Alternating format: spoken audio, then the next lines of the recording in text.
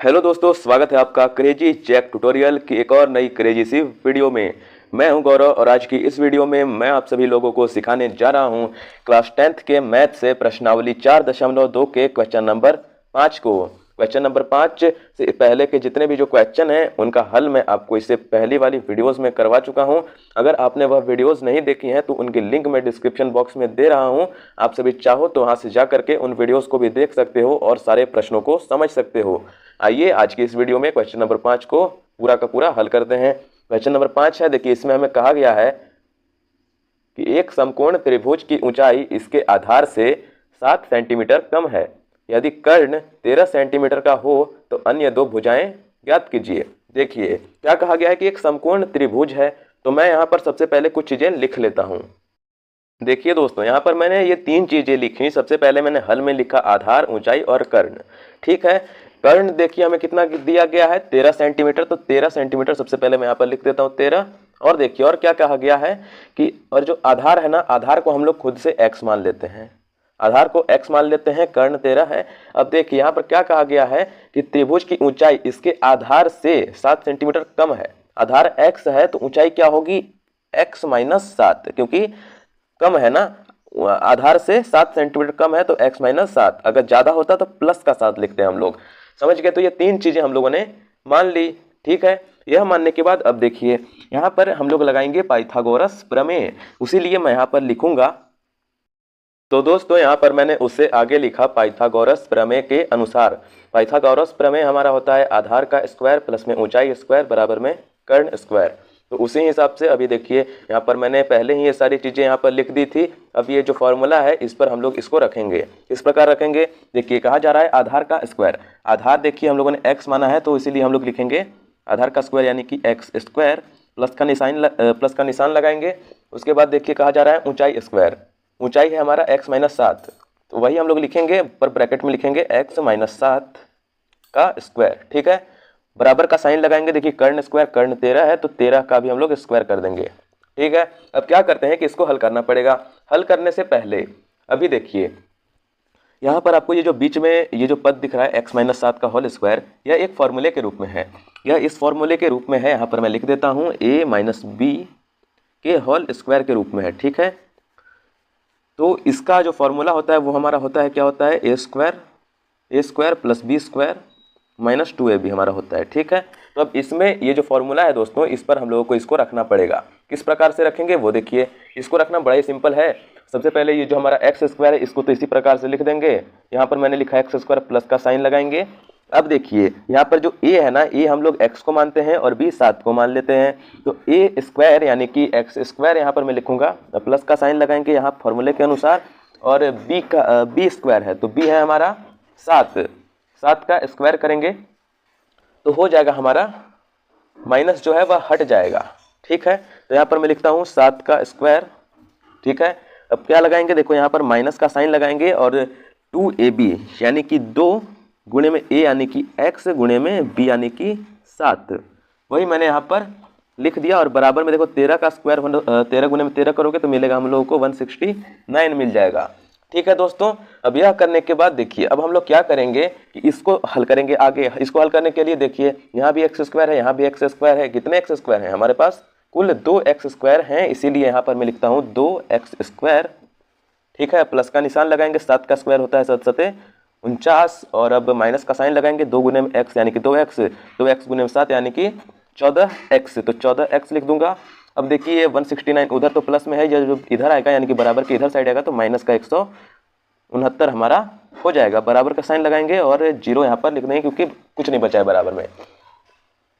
यह होने के बाद अभी इसको थोड़ा और हल करेंगे। किस प्रकार करेंगे, इसको थोड़े अच्छे रूप में करेंगे। क्या करेंगे, पहले जो 2x स्क्वायर है इसको ऐसा ही मैं लिख देता हूँ 2x स्क्वायर, प्लस का निशान नहीं लगाएंगे। देखिए इसको द्विघात समीकरण के फॉर्मेट में करेंगे तो ये जो x वाला पद है ये पहले आएगा, तो ये आएगा क्या, माइनस का 14x आ जाएगा। उसके बाद अब इन दोनों को हम लोग लिखेंगे। इन दोनों को लिखने से भी पहले देखिए 49 है, ये 159 है, 49 159 में से घट जाएगा, कितना होगा, माइनस का 120 हो जाएगा और बराबर का साइन लगाकर 0 कर देंगे। ठीक है, यह हमारा हो चुका है। देखिए दोस्तों, अब यह होने के बाद अब हम लोग क्या करेंगे कि ये जो 2 है ना, ये 2 सभी में आ रहा है, ठीक है। देखो 2 से 14 भी हमारा भाग हो जाएगा और 120 भी भाग हो जाएगा और 2 तो खुद से भाग होगा ही होगा। तो क्या करेंगे कि इसको थोड़ा और हम लोग सिंपल बनाएंगे। सिंपल बनाने के लिए क्या करते हैं कि इसको हम लोग थोड़ा छोटा करेंगे। छोटा किस प्रकार करेंगे, पूरे जो समीकरण है उसको 2 से हम लोग 2 कॉमन ले लेंगे। 2 कॉमन लेंगे तो यहाँ पर एक ब्रैकेट लगा देंगे। अब देखो यहाँ पर 2x था, 2 कॉमन ले लिया तो क्या बचा, x² बचा, ठीक है। अब देखो माइनस है तो माइनस का साइन लाएंगे, 14 को 2 से भाग किया तो बचा 7x बच गया।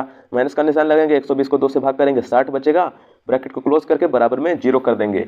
यह होने के बाद अब ये जो बीच वाला है ना, इसी को हम लोग लिख लेंगे, यानी कि x² माइनस में 7x माइनस में 60 और बराबर में 0। सिर्फ इसी को हम लोगों ने लिखा। ये 2 चला गया क्योंकि इसको कॉमन ले लिया था, समझ गए। अब देखिए, अब इसका हम लोग गुणनखंड करेंगे। गुणनखंड करना बहुत ही सिंपल है। जो शुरुआत वाला पद है उसको पहले लिख लिया जाता है और इसको सबसे आखिरी वाले से गुना किया जाता है, मतलब इसके बगल में जो संख्या होती है उसको। इसके बगल में अभी कोई भी संख्या नहीं है, मतलब कि 1 है, 1 को 60 से गुना किया 60 मिला। अब जो 60 है ना, इसको हम लोगों को ऐसे 2 रूपों में तोड़ना पड़ेगा कि अगर हम उन दोनों को घटाएं या जोड़ें तो माइनस का 7 मिल जाए और अगर उन दोनों को गुना किया जाए तो 60 मिल जाए। बहुत ही सिंपल सा चीज़ है। देखो इसको हम लोग इस तरीके से तोड़ सकते हैं, 5 और 12 के रूप में तोड़ सकते हैं। देखो 12 25 60 भी हो जाता है और अगर 5 से 12 को घटाएंगे तो छोटी संख्या से बड़ी संख्या घटेगी तो यह -7 भी आ जाएगा, ठीक है। आइए देखो अब इसको किस प्रकार करेंगे वो देखना सबसे इंटरेस्टिंग है। x² मैंने लिख लिया है। अब देखिए प्लस का निशान लगाएंगे। अब जो 5x है इसको लिख लेंगे। 5 देखो 60 का हम लोगों ने किया तो ठीक है, 5x लिख लिया। अब माइनस का साइन लगा के 12x कर देंगे। अब माइनस का 60 लगा के बराबर में 0 कर देंगे। ये जो 7 था ना, इसको हम लोगों ने इस रूप में कर दिया, यानी कि 5 से 12 को घटाएंगे तो ये -7 आ जाएगा, क्योंकि छोटी संख्या से बड़ी संख्या घट रही है। और 5 को 12 से हम लोग गुणा करेंगे तो हमारा -60 भी आ जाएगा, समझ गए। 5 को -12 से गुणा करेंगे तो समझ गए। अब इतना होने के बाद अब क्या करेंगे कि इससे भी कॉमन लेंगे। कॉमन लेना बड़ा ही सिंपल है। कॉमन लेने के लिए हम लोग क्या करेंगे कि सबसे पहले तो x को कॉमन ले लेता हूँ। शुरुआत के जो 2 पद हैं इनसे कॉमन लेंगे तो x को कॉमन ले लेता हूँ। बचा क्या, x² है, 2x है हमारे पास तो 1x ले लिया, 1x बच गया। अब x का निशान प्लस का निशान लगाएंगे, 5 कर देंगे तो देखो ये x है, ये 5 से गुना होगा तो 5x भी हमारा, ये वाला 2 पूरा हो गया तो ब्रैकेट क्लोज कर देंगे। अब देखो यहाँ पर माइनस का 12 हम लोग कॉमन ले सकते हैं। माइनस का 12 कॉमन लेंगे तो ये x हो गया। देखो माइनस माइनस ये प्लस का निशान में चेंज हो गया और 12 25 60 होता है तो ये भी हो गया बराबर में 0। आप लोग समीकरण सही बना रहे हो या फिर नहीं बना रहे हो, या इससे भी पता चल सकता है कि जो ब्रैकेट वाली संख्या है ये बराबर सेम आ रही है या नहीं, ठीक है। इसके बाद अब क्या करेंगे हम लोग कि ये जो x प्लस में 5 है इसको एक साइड लिख लेंगे, यानी कि x प्लस में 5 ये कर देते हैं, इसके आगे बराबर में 0 कर देता हूँ और थोड़ा सा इधर एक लाइन खींच करके यहाँ पर x -12 और इसके ही बराबर में 0 कर देता हूँ। ये जो ब्रैकेट के अंदर वाला होता है उसको एक ही बार लिखा जाता है और ये बाहर वाला तो एक ही बार है तो उसको ऐसा ही लिख देते हैं।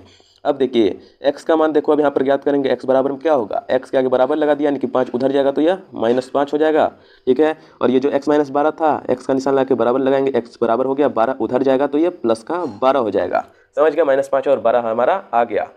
अभी देखिए कभी भी, जी हाँ, कभी भी जो है माइनस वाले को नहीं लिया जाता है।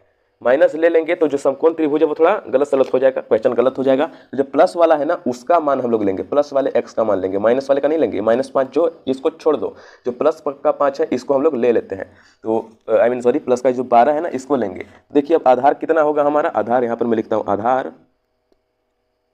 आधार मैंने लिखा, आधार के आगे देखो बराबर का निशान लगाता हूँ। आधार देखो कितना था हमारा, आधार कितना हो जाएगा हमारा, देखो x यानी कि हम लोगों ने 12 माना तो आधार 12 हो जाएगा।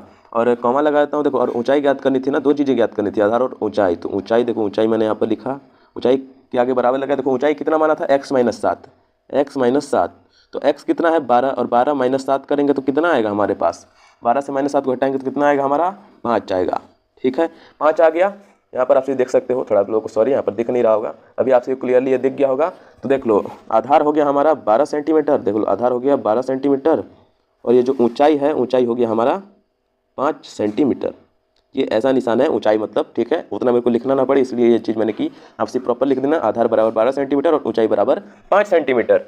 इसी तरीके से यही 2 चीज़ें हम लोगों को ज्ञात करनी थी, हम लोगों ने ज्ञात कर दिया। आई होप आपको क्वेश्चन अच्छी तरीके से समझ में आ गया होगा। वीडियो आप लोगों को अगर अच्छी लगी होगी तो प्लीज़ यार वीडियो को एक लाइक करके चैनल पर आप सभी में से जितने भी लोग नए हो और ये वीडियो आप लोगों को अच्छी लगी आपसे सब्सक्राइब कर देना। और हाँ, वैसे ही लोग सब्सक्राइब करेंगे जो वीडियोज़ रेगुलर देखेंगे। ऐसा होना चाहिए कि आज आपने सब्सक्राइब कर दिया और जो आगे मैं वीडियोज़ डाल रहा हूँ, प्रश्नावली खत्म कर रहा हूँ, आपसे भी देख ही नहीं रहे हो, ठीक है। ऐसा नहीं है, जो लोग रेगुलर देखोगे वो लोग आपसे सब्सक्राइब कर देना, ठीक है। एंड रेगुलर आपसे भी देखोगे तो आपको बहुत फ़ायदा होगा। इस तरीके से अगर आपको समझना अच्छा लगता है तो प्लीज़ चैनल को सब्सक्राइब कर देना, और आपके जितने भी जो मित्र होंगे स्कूल में उनके साथ भी इस वीडियो को शेयर कर देना, ताकि वह भी इस तरीके से पढ़ करके और क्वेश्चंस को आसानी से समझ सकें। और आप लोग कमेंट कर देना कि आप लोग को वीडियो कैसी लगी। चलिए अब मिलते हैं अगली वाले वीडियो में अगले वाले क्वेश्चन के साथ। तब तक के लिए जय हिंद, वंदे मातरम।